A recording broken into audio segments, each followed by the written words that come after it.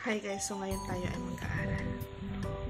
Okay, so actually continuation na lang to yung sa kanina pa ako nagpapasa. So ang topic natin ngayon ay special proceedings under our remedial law review 2. So pasensya na kayo, medyo magulo dito. Ayan, ikot ako. Yan, so tayo ay magbabasa-basa. Okay, so tingnan natin kung saan tayo abutin. For ano na rin to, for memorabilia sake, itong video na to. Someday na makikita ko itong ginagawa ko ngayon. Kaya na pag-aaral. Magkakaroon to ng fruit. Okay, so babalikan ko itong mga araw na to na nagbabasa tayo. Yan, at kumakain tayo. Meron ako ditong food. Ito. Almonds siya. Masarap siya na nuts. So, yun. Sana hindi kayo maboring. Pero feeling ko baka maboring kayo sa video na to. Pero, ayun. For memory's sake tong video na to. Na habang nag-aaral tayo. Lumalamon tayo. Where the estate consists only of personal property, is there still a need to file the extrajudicial settlement with the Register of Deeds? Pero, ang personal property, yes. Bakit? The instrument is presented not for registration, not for registration, but for file purposes only. Assist your primary registration setting. If the estate includes real property, then the instrument should be registered pursuant to Section 86 of the Property Registration Decree. Ano yung Property Registration Decree? Ano ko nga? Ang dami ng message, oh. Property Registration Decree.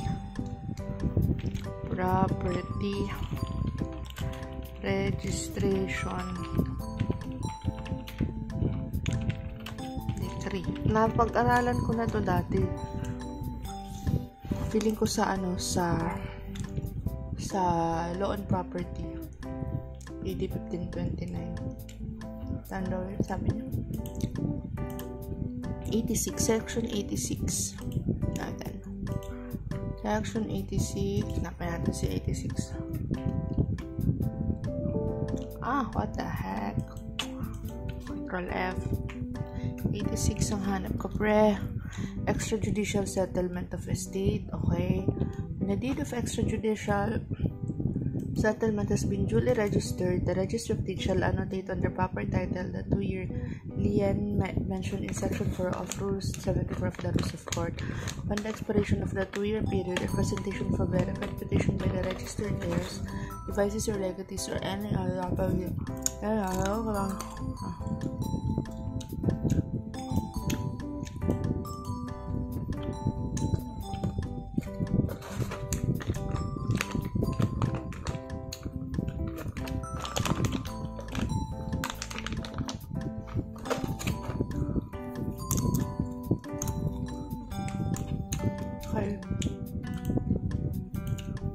upon publication, is the extrajudicial settlement binding upon all persons? No daw. Bakit kaya? The extrajudicial settlement shall not be binding upon any person who has not participated therein or who had no notice thereof. Okay. Who has not participated or has no notice, hindi pa rin magbabayad.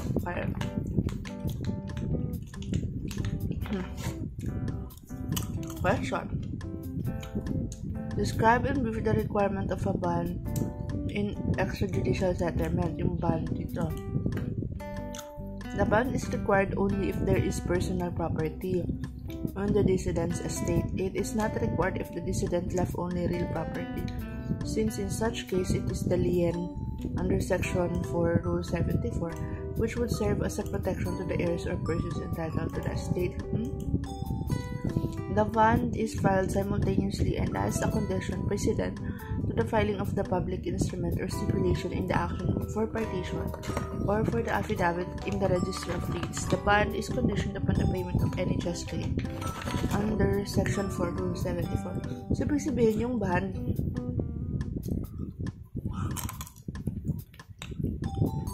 Yan. Ang bond is required kapag personal property lang. In the decedent's estate, it is not required if the decedent left only real property. Since in such case, it is the lien under Section 4. We have been before, which was your back to the other person entitled to the estate.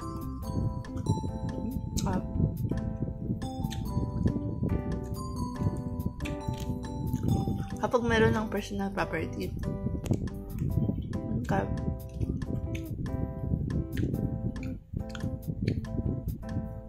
kasi kapag real property, magiging lien lang yun under Section 474.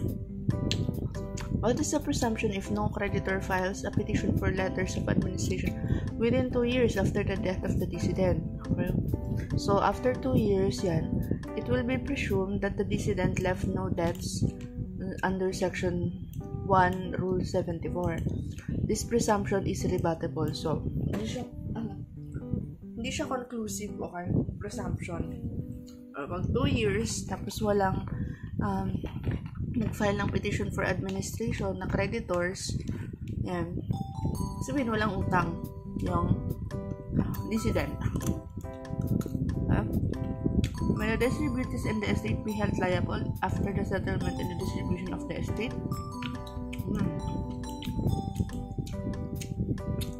Yes, if within 2 years after an extrajudicial settlement, it shall appear that an heir or other person has been unduly deprived of his lawful participation in the estate. Such heir or person may compel the settlement of the estate in the courts for the purpose of satisfying such lawful participation. This involves the cancellation of the partition and the making of a new division unless the deprived heir or other person agrees to be paid the value of his participation with interest. Manuel versus Moran. 2 years after ng extrajudicial settlement, will appear that an heir or other person has been unduly deprived of lawful participation in the estate. Ba, pagkang busog na ako sa kinakain ko. Okay? Naubos na lang to, di pa ako tapos mag-aral. If within the same 2-year period it shall appear that there are debts outstanding against the estate, or that an heir or other person has been unduly deprived of his lawful participation payable in money, the court having jurisdiction of the estate may, after hearing, settle the amount of such debts or lawful participation and order how much and in what manner each distributor shall contribute in the payment thereof, and may issue execution against the bond or the real estate belonging to the deceased or both. The partition is not to canha. The petition but for the court to fix the amount of the lawful participation.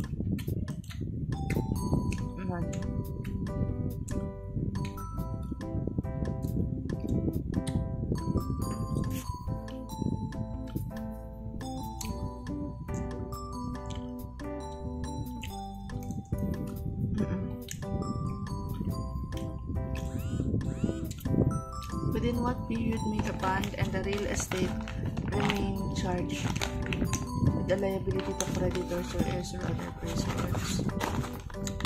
In what period may the bond and the real estate remain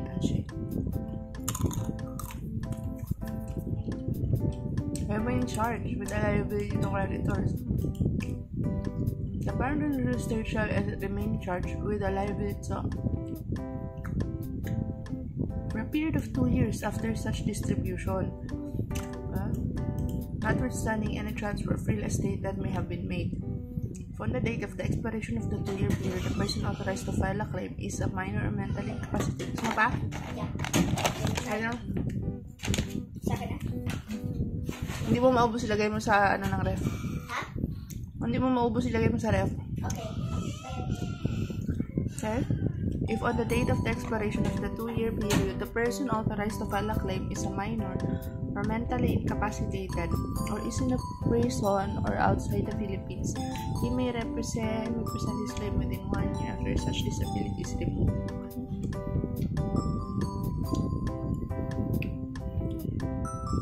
What is the duty of the Register of Deeds when a deed of extrajudicial settlement has been duly registered?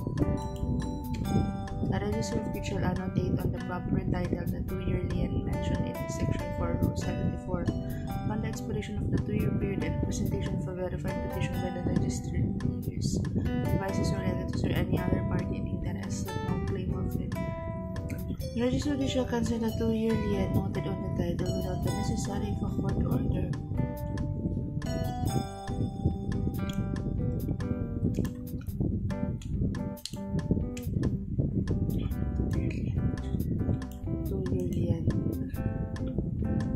When is the 2-year period deemed to commence? In the case of registered land, the period is deemed to commence not from the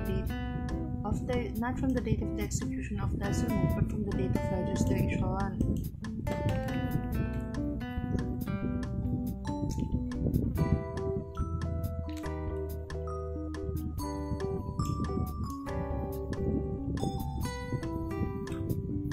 Okay. Therefore, since it is in the registration that gives construct notice to third persons of the existing settlement of the estate. 2 years, ano ba yun? Well, what is the duty of the register when deed of the register shall annotate on the proper title the 2-year lien mentioned in section 4 upon the expiration of the 2-year period and presentation of a verified petition. Tapos ika-cancel niya yun after 2 years without the necessity of court order. Okay. Ato, in the case of registered land, the period is deemed to commence not from the date of execution of the instrument but from the date of registration thereof, since it is the registration that gives constructive notice to third persons of the existing settlement of estate. Okay, B bought property whose title still had the 2-year lien annotated upon it, though more than 2 years had already expired from the registration of the extrajudicial settlement. Is the property bought by B still bound by the 2-year lien? No more. The S4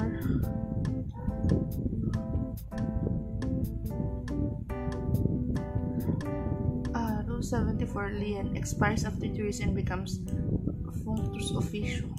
Buyer who purchases thereafter is in good faith. Okay. Kasi nag-expire na nga yung 2-year period. Okay? Hindi na kailangan ng court order yun eh. Okay? Question tayo. B, C, and D are the sole heirs of the deceased X. The estate of X consists of lot 1. C and D went to the United States in 2000.